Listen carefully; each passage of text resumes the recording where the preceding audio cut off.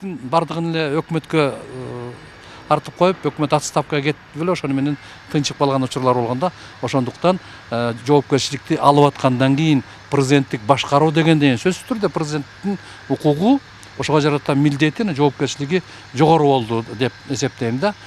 Бул ушул жагыда.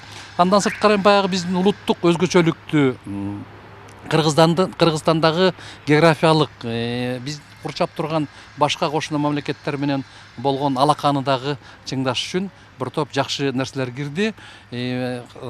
Кыргызстандын элинин мындай духовный маселеси дагы ушул эмете кирип атат. Ошондо жана жаңы институт курултай деген маселе болуп атат. Башкача айтканда, мурда эми баягы бийликтин тең салмактуулугунун үстүнө дагы бир бийликти көзөмөлдөй турган курултай институту кирип атат да.